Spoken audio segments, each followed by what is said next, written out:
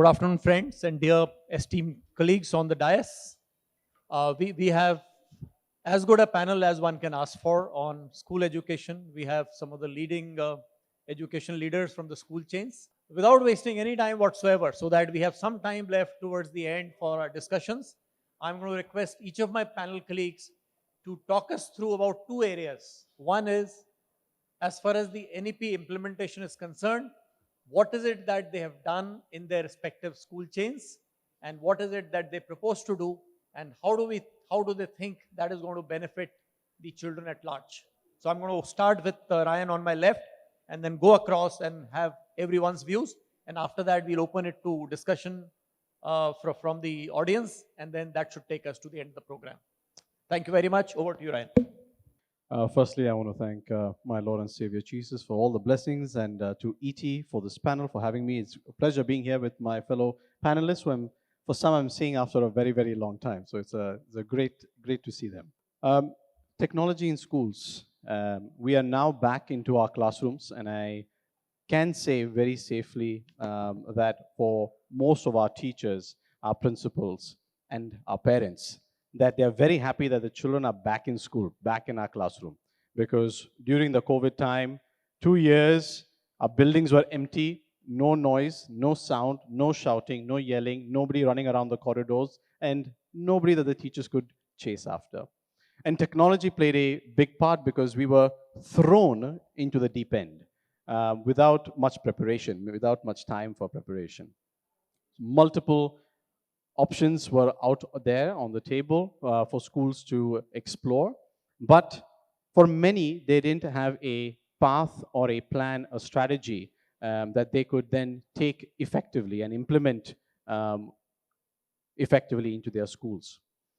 For us as an organization, during the early months, just like everybody else, we were on Zoom, we were on Google Meet, we were using WhatsApp, all of that, but very quickly, in the first couple of weeks, we launched our school OS, the Ryan School OS, where it was our platform, it was a secure platform, and it had a ready database of content that the children could use, access at any time.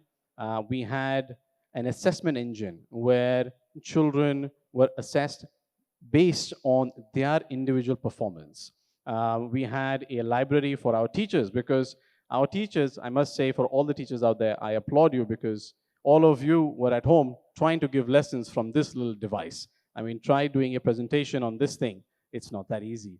So we created a repository of content and information for our teachers as well, because while we were at home, neither the children nor the teachers had their textbooks. So how do you access the right information based that, the curricula that you have to follow? So we did that.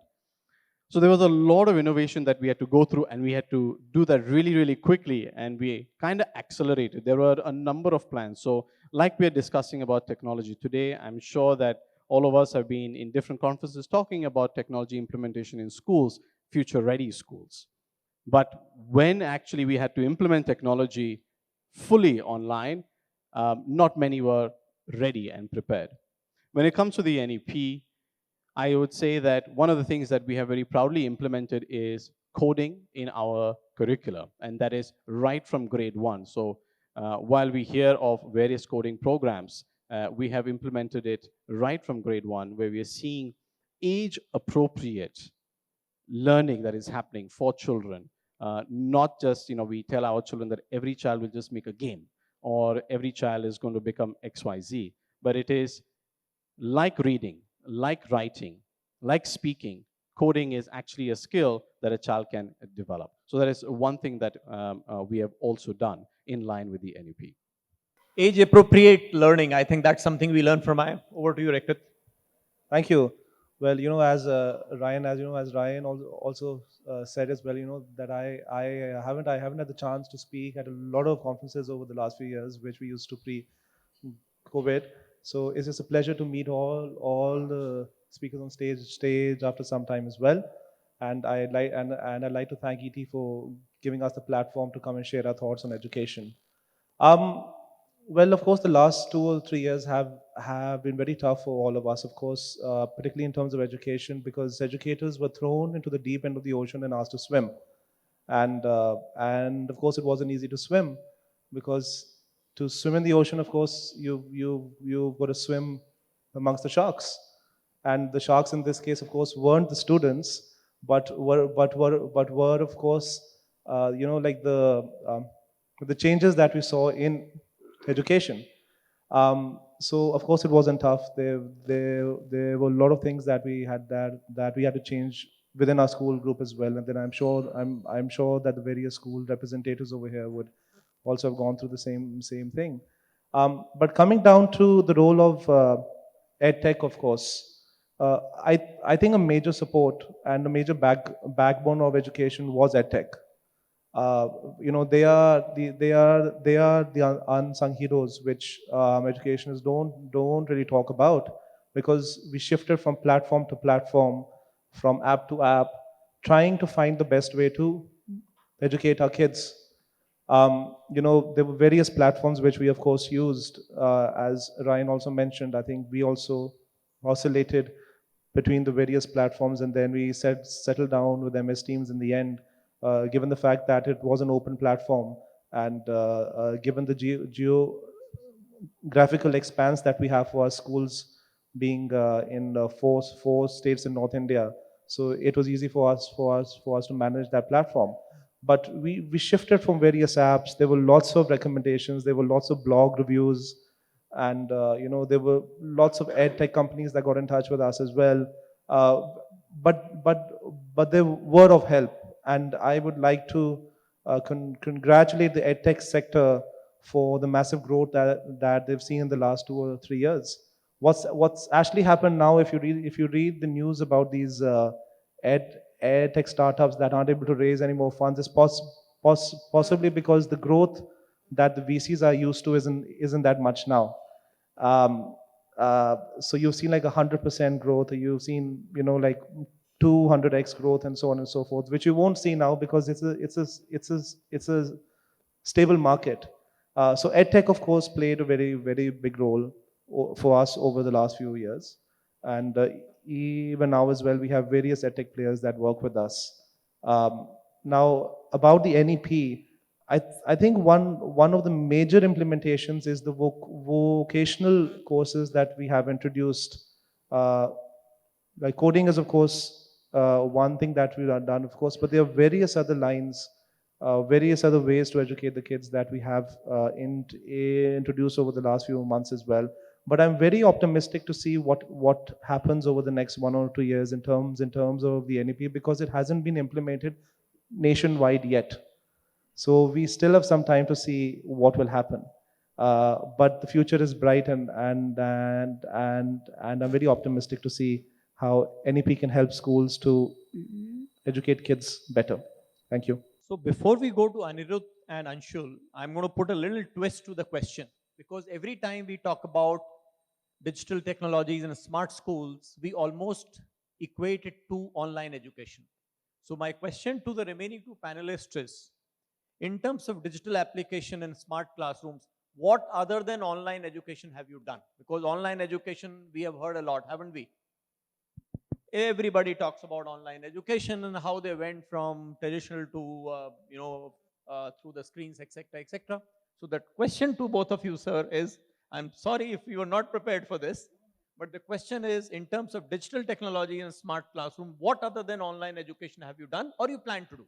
For the last 7 decades, we had set up our first school in 1946 in a border place called Firozpur. And for the last more than 7 decades, I'm happy to share that technology has been our forte. We realized the need to incorporate and embrace technology almost 2 decades back. And since that time, we've been working on 100% IT literacy to begin with amongst the faculty, the staff. And happy to share that, after lockdown on March 23, 2020, it took us just 5 days to go online. And thanks to pandemic, which has been like a blessings in disguise, whatever efforts we've been putting in all these years gained momentum and got accelerated during the last couple of years. Talking about the, smart campus, I think smart campus is not just about smart class. From an intelligent building design based on data-driven approach to cutting-edge technology, providing right kind of equipment and tools, creating collaborative learning spaces, robust system and network architecture with unified voice, video, and wireless communication, to well-trained and informed educators, to dedicated futuristic and visionary administrators who can adopt a top-down model, to latest assessment tools, and most importantly, a mindset change. I think smart campus has to have it all.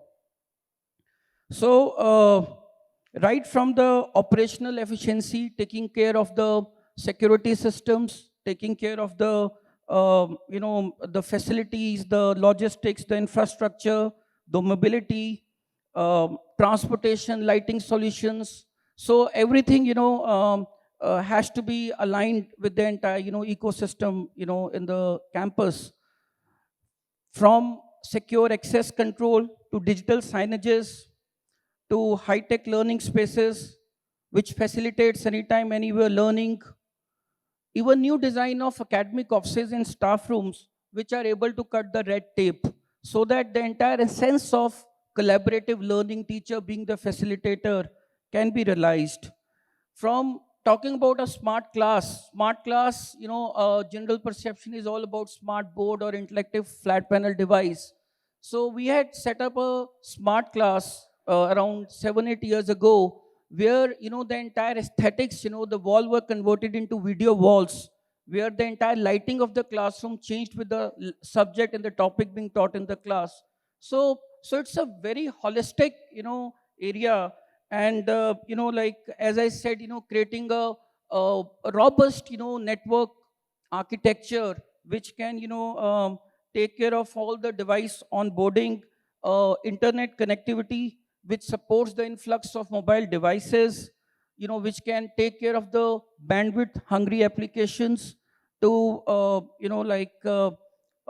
stable academic testing environment.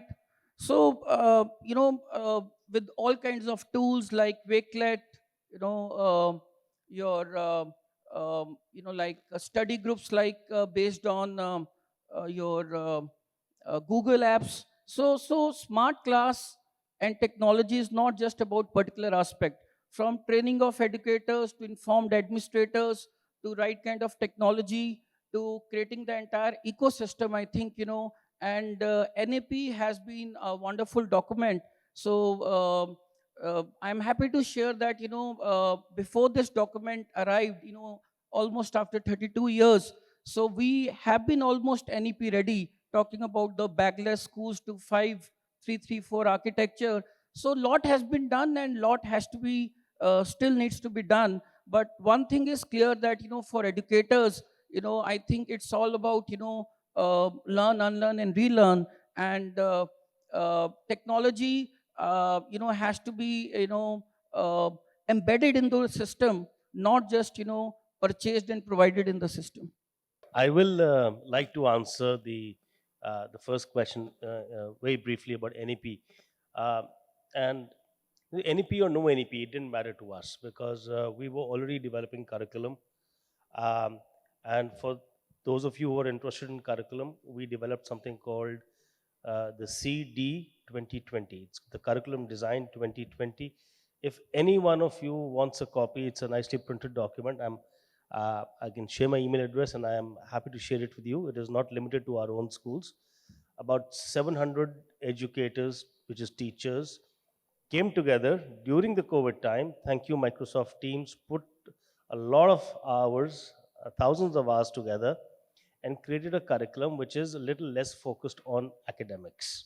So it focuses a lot on what you call co-curriculars or co-scholastic also for the overall development. Um, on the technology, I think Anirudh covered most of the points that I would have said myself as to what is a smart school. And with your permission, I would like to just add on to it that um, schools, my belief is, unfortunately, schools have been very lazy over the last 2, 3, 4 decades or whatever.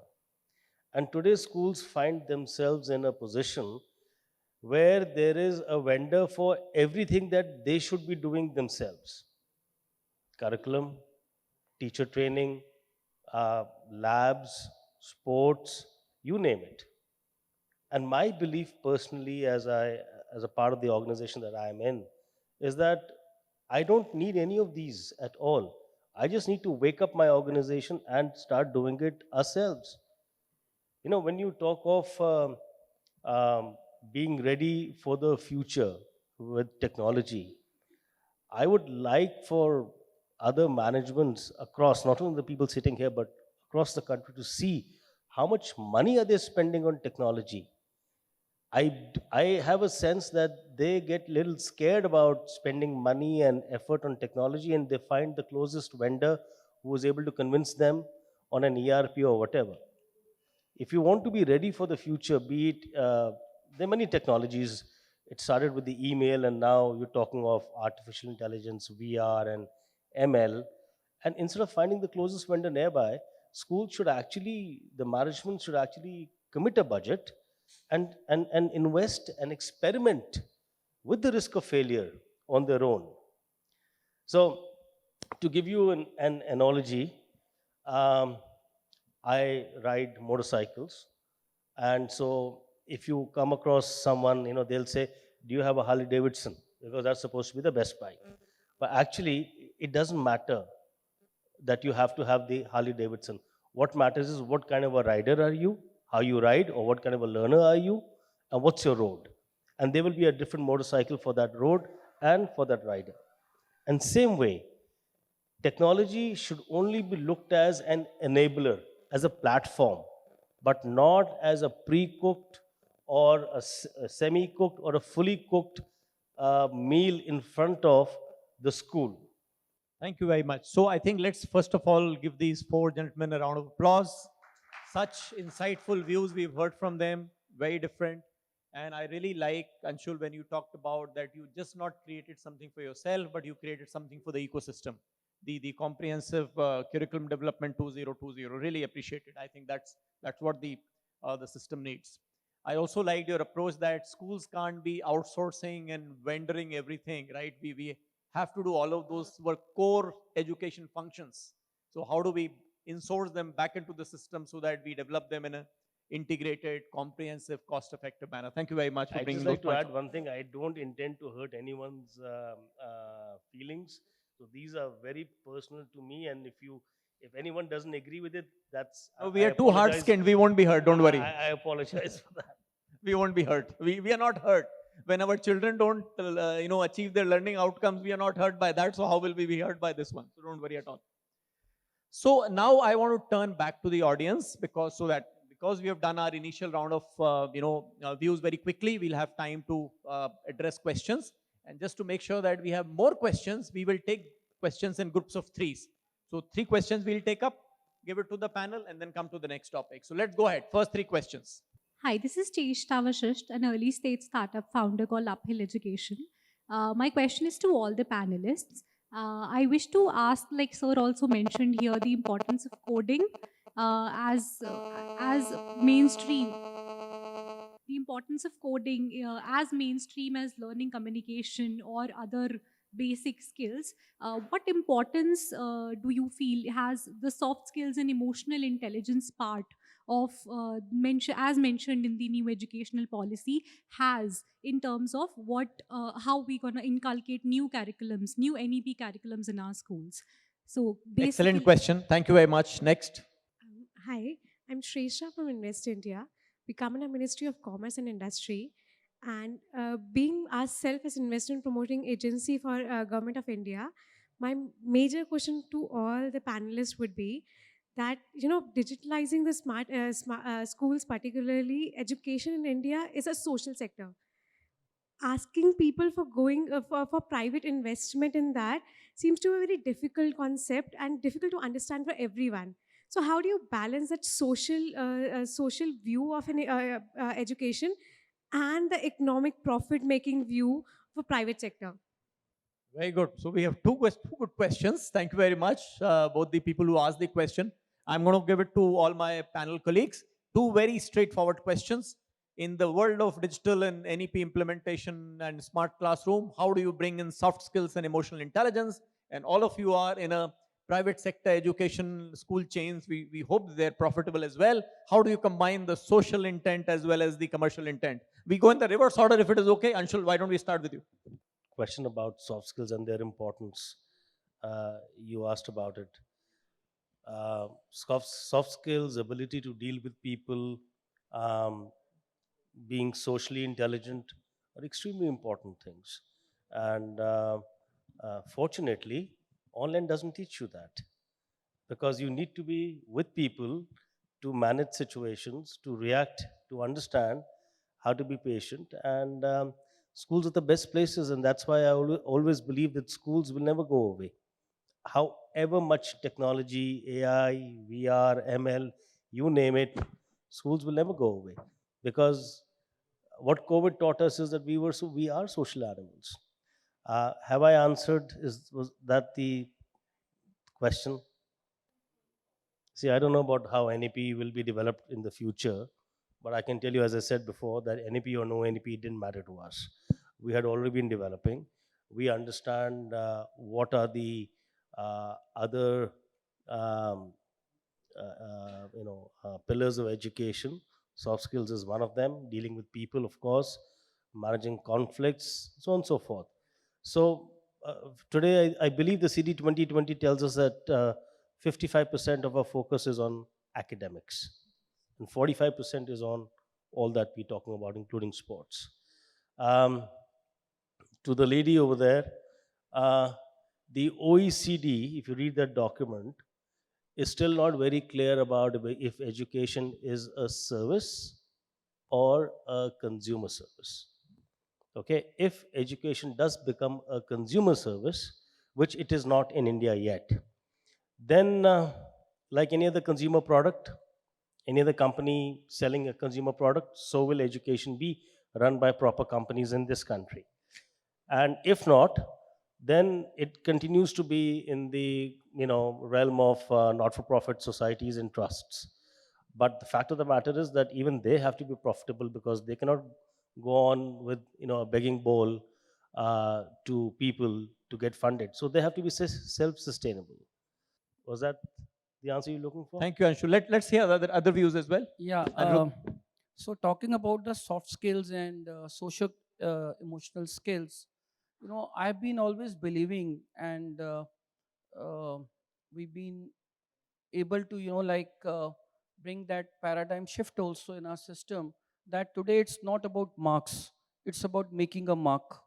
So your marks, your degrees, I think they've ceased to matter. Even the top-notch MNCs, they are not giving you jobs or offering whatever lucrative assignments on the basis of degrees. Whether you're postgraduate or doctorate doesn't matter. It's all about skills. And when we talk about skills, I think education is a combination of KS and A. It's knowledge, skills, and attitude. So it is the combination of, there is no point of having knowledge unless you are able to apply that knowledge. And to apply the knowledge, you have to have right kind of skills, whether it's soft skills or talking about 21st century skills, problem solving skills, critical thinking skills, communication skills. So all the skills are, high and I mean, they cannot be ignored. And even if you have knowledge and skills, you have to wear the right kind of attitude. So education is a combination of these three elements, and soft skills particularly, even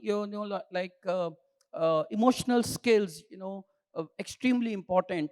You might be a most brilliant person, you might have all the kind of skills and qualities in you, but if your emotional skills, they are not at the right place, I think again, you go off the tangent. And on the second part, I think educational institutions, uh, have to maintain a balance. Since they are self-financed, they have to ensure that they survive. They don't have to thrive, in the sense they have to take care of the needs, not greed. So till the time this balance is maintained, and you are able to spend a lot of time, effort, and whatever resources you need to transform the education to the next level, I think you need to have the resources for that also. And India being the biggest K-12 segment in the world, I think government is opening up. There's a lot of noise about having a relook at the entire whatever laws and norms that are prevailing in our country. So if we have to take education to the next level, so we have to look into the regulatory aspect of education also. If we have that stringent regulations, I think the kind of education, the kind of technology, the kind of smart schools, the even talking about NEP, most of the acts now, NEP is a beautiful document, but even RT was very well conceived, and an amazing document, amazing policy. But generally what I've seen, these policies and documents become ripe, ripe in the sense that right intention, poor execution. I mean, there has to be an enabling role by all the stakeholders, and educational institutions, especially self-financed and private. I think we need to self-regulate ourselves more than there should be a need for the other agencies to regulate us. Thank you. Thank you. So I'm going to add my own twist to the remaining two panelists when they answer this question. So when you talk about soft skills, why don't we also add 21st century skills? Because that's sort of related, but still a different element. And when you talk about the sustainability and commercial viability, why don't we also talk about a school social responsibility? So you do well for yourselves, but what are you doing for the other children, other schools who may not be as well endowed? And that question I is to think Sorry, I'm sir, I'll come back to you. yeah, That question is to Reekrit and Ryan first, and then to you. Right. Well, I think that these are some very nice questions that have been asked, because we cover in this case a wide range of issues that plague the education system in India. Well, first of all, if we look in retrospect, like the Indian education system practically hasn't changed over the last hundred or so years, possibly even much more than that, since the times of the Britishers. And it's cliche to say that, of course, but it's true. We're still focused on rote learning. We're still focused on building a class of intermediaries, or building a class of, particularly in this case, job seekers and not entrepreneurs. There's nothing wrong with being a job seeker, but where is entrepreneurship? So there are lots of things that, of course, have to change.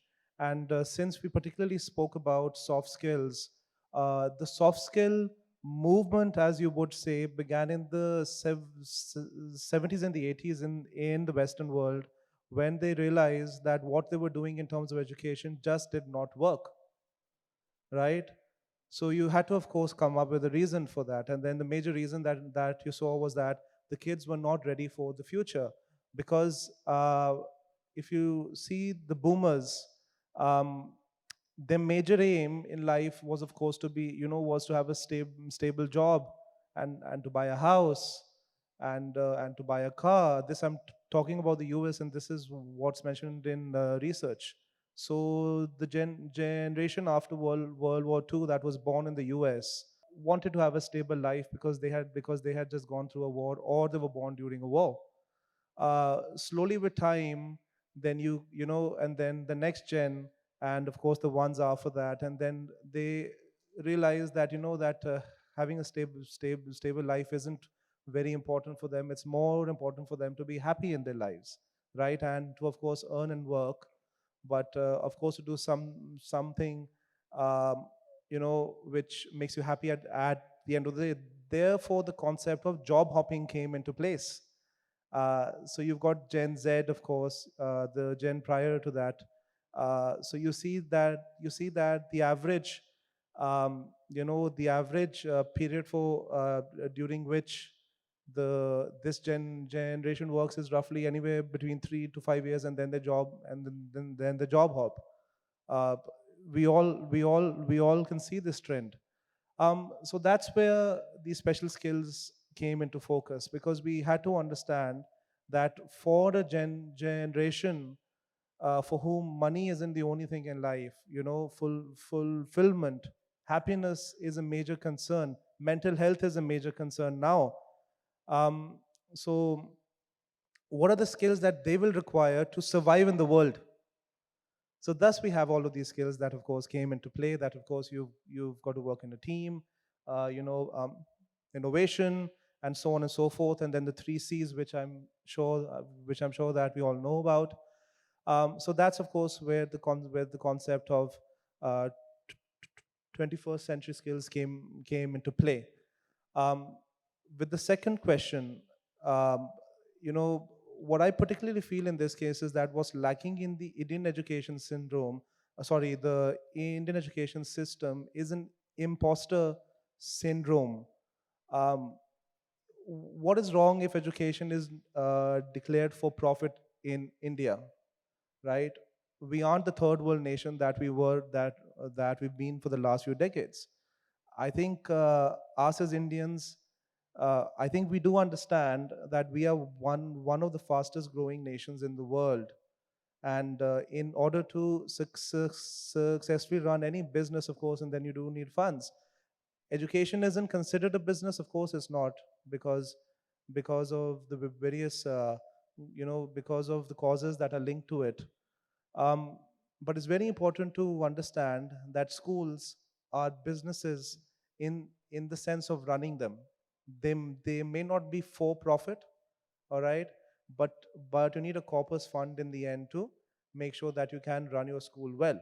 So I think what we need to do in India is that we need to get rid of this imposter syndrome, and we need to understand that in order to have world-class education institutions, we have to be more open about the way that the Indian education system as a whole is funded. And we need to talk about that much more. I think that we need to have debates about that on live TV and stuff. That where is the funding going to come for? Like if we want to open more schools, as per the NEP, and it's a very interesting fact. As per the NEP, the GDP spend on education in India is going to be 6%. This is what they aim for, which hasn't been done yet. I think it's around 3 or 4% as of now. Um, you're going to have a 6% education spend. What is that being spent on? Have we asked ourselves the question, what is that being spent on?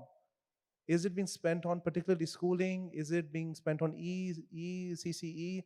Is it being spent on higher ed? A major chunk of that is going to higher education. But if your schooling base isn't strong, right, that's where you go wrong.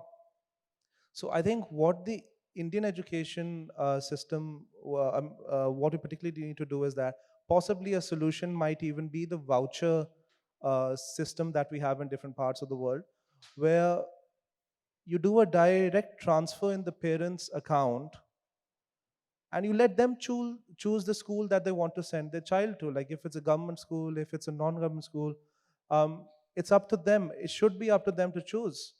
The government on an average spends around 8,000 rupees per child in terms of government schools per annum. So I think it's more important to let the parents choose. The end user is of course the student, but it's the parents who have a major say in terms of which school the kids should go to. So I think it's more important to focus on that aspect and empower the parents to choose the school that they want to go to. If we of course want to, go on from a third world nation as we call ourselves to, of course, a first world nation in some case, right? I'm going to attempt to be really, really quick. So the first question about soft skills. My friend mentioned, mental health is a big issue, and we've seen that children who have been at home over the last 2 years have come back to school, who are going through major anxiety, major apprehension. major doubt about their future. What's going to happen? Are they going to be labeled the COVID generation when they apply for jobs or universities? There are all of these issues that are there. 21st century, critical thinking, problem solving, all of those things. I think for everybody that is in the room, even though when, I would say even me, when we were all in school, this aspect of soft skills and 21st century skills, maybe this wasn't spoken about, but this is something that we learned along the way. And the more progressive schools were very conscious of that fact and included that in part of their teaching. I believe that the major changes will come about only when we change the way we assess. The way we teach can be very different, but ultimately the children have to sit for certain exams at particular grades. And until in that time, we don't change the pattern of assessment, no matter what we do in terms of in the classroom, in terms of teaching and our approach, it won't be relevant and applicable, because at the end of the day, then it's going to be about cracking a test, and that's not great. So for me, it is to change the pattern of assessment, which will bring about that change in the way children learn and develop and they grow. The question about bringing a balance, I think absolutely there has to be a balance. But in India, we are 1.3 billion people. There is enough room for everybody, private, public, PPP, anybody. And the need is, it's a dire situation. We have the youngest population ever in the history of mankind. We have more young people in India than the population of North America. But do we have enough schools, school systems, the networks there to be able to cater? Right now, we talked about a great population dividend that is aspiring, motivating, wants to improve, wants to climb that the ladder of career in their life. But does society as a whole offer an opportunity for a young person to say, I want to go through a good school system to be able to get to a good opportunity in life? Maybe we don't have it, but the need is there. And for private, public to come together, I think for private institutions like all of us on the panel, I mean, if you ask anybody tomorrow when there's a new place in NCR, new township is coming, new growth is coming, every parent, they will go and they'll say, "Kaun school aa raha hai?" There is a need for a school. Now, when a new person wants to open up a school, they have to bid for the plot of land. There's a bidding process, and you bid with other education institutions, but sometimes you have to bid with other sectors as well. Somebody from the hotel sector, somebody from somebody else, somebody who wants to open a mall. So the price of land has to be taken into consideration. The cost of construction, steel for a school, cement for a school, bricks that go into a school are the same that go into a hotel. So the capital expenditure for a school is also at market. There are all of these things, and I would say that for a parent, when they're looking today for a good school, I think it was the Economic Times which released a recent survey a couple of months back. The number of new schools that were opened just this year, there were more private schools that opened, and there were more public schools that shut down during the COVID time. The number of new children that were added into formal education, most of those children entered the private sector than the government sector. So I think there is a demand from the public, because there is a perceived higher quality that is being given and derived at private institutions. I think there is great conversation and that is required between the sectors, and the regulations should open up, because India needs really good schools, and funding for those schools, funding for innovation is required. Thank you, Ryan. So now we realize that we have 58 seconds left, but why don't you go ahead with your question? It has to be a 5 seconds question. In the changes post-COVID and in the emerging technologies, and whose responsibility is it to upskill teachers? It is the school, the government in form of Diksha and CBSE, what they're doing, or the teacher herself? Why don't I turn to Anirudh? You wanted to anyway say something. Why don't you combine it with this sentence, this response? I think it's a combined responsibility. While I'll say the institutions like NCTE, they have to review and re-strategize that what kind of teachers training courses are being offered. And what I personally feel, the entire sanctity and the purpose of these colleges of education has somewhere turned futile. So we need to revamp the entire teachers training and education system in our country.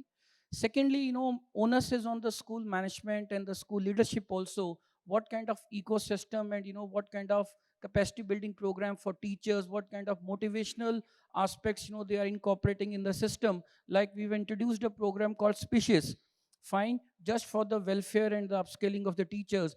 And I think on an individual educator also, the entire urge, the thirst, the fire in the belly to, adopt new age learning tools and, to unlearn and relearn. So I think it's a collective effort, and unless we have empowered teachers, the entire technology or the smart schools what we are talking about, I think it can't be realized. And I'll just last one, one thing we are forgetting when we are talking about schools is the happiness quotient. So I like to share one anecdote, like teachers were asking the students, like generally what we see in the classroom, okay beta, what do you want to become? So everybody was talking, oh, I want to get into aviation, I want to become a doctor, I want to become an architect, so on and so forth. So one child, he stood up and he told the teacher, asking that question, that, I want to be happy. So teacher said, no, no, I'm just asking, what do you want to become? The child again, reiterated that I want to become happy. She said, okay, probably you don't understand the purpose of education. And the child said, ma'am, probably you don't understand the purpose of life. So amidst all these, what we are talking here today, I think one thing we should not forget is about the happiness, and happiness for all the stakeholders. And I think, we have, one tagline, in our institutions, that where happiness is a part of a curriculum. So I think Delhi government and couple of governments have realized it. And Thank you, Anirudh. So I just asked the principal if the class can go on for 2 more minutes. They said yes. And So Anshul, to you. I'll take 30 seconds. You hit the nail on the head. It is not money, it is not capital, it is the quality of teachers. I seriously think the government should start getting out of education. They should not control NCT, they should shut down NCT, they should privatize teacher education first in good hands. And once you start putting in good quality of teachers, this entire thing will start settling down in the right manner. But the problem is, the government does not want to let go of education, and it doesn't realize that it's only harming education. So thank you very much. We can continue this for longer, but I see times is up for quite some time. So we'll have to conclude. But on a happy note, that we need to bring happiness back into education. And if we do nothing else, at least we have to ensure that education should not come in the way of my learning. I think with that minimum denominator as a requirement, I would like to thank everybody. What a pleasant honor it has been to listen to Ryan, Reekrit, Anirudh, and Anshul. Thank you very much, gentlemen. Been a pleasure. Wish you best of luck with your efforts going into education, continuing into education.